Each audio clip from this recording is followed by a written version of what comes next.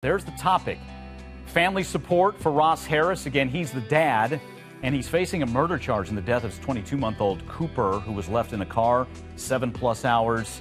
He died. What a tragedy here.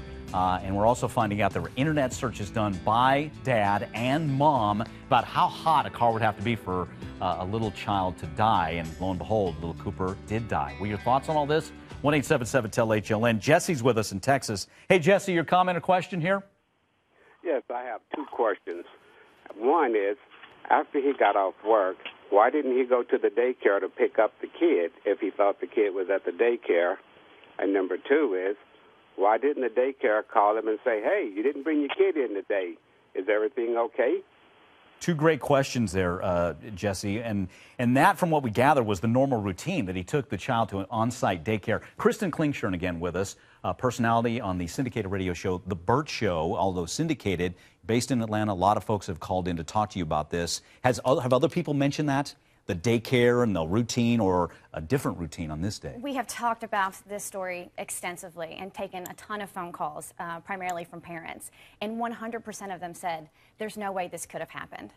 They just don't believe the story. And when Sunny was speaking earlier, the fact that she and her husband realized after 5, maybe 10 minutes that they had left the child in the car and went back, for him to go 7 hours, every parent that called said they have this bond with their child. They are constantly thinking about their child throughout the day. So the fact that he could sit there at work for as long as he did, and never once little Cooper would pop up in his mind, and he would realize, oh my God, I left my child in my car. That's what people found most unbelievable, that he could go 7 hours and not even once think about his child and realize he did not drop him off at daycare. And one of the details to add on to that is that reportedly he goes to the car about lunchtime, throws something in the vehicle, and then leaves, which is, you know, there was one more chance to potentially see little Cooper. And when he put him in that rear-facing car seat, he didn't go straight to work. He stopped and had breakfast with his son and then went to work. So once again, you realize that your child is in the car with you.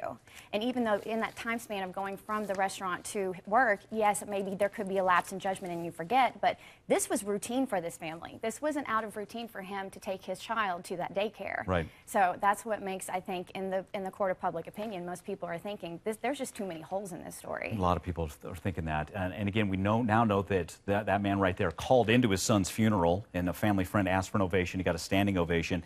Robbie Ludwig's back with us. Robbie, here's some of the things that the mom said. She said that she would not bring Cooper back into this selfish world. She also said that she'll miss her son forever, but he won't have to deal with heartache, that is, and will not have to deal with awkward stages of middle and high school.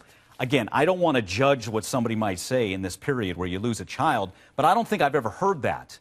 Where you're like thinking, oh, well, they won't have to do this or won't have to do that. You're in grief and you miss them, period. Right. It's disturbing commentary, and it makes you wonder if she was almost suiciding vicariously, you know, really felt that life or the world was an unpleasant place filled with a lot of pain and hurt, and she was trying to protect her child from that pain and hurt in a very distorted way. But it's, you know, I did a search on the internet because I was curious.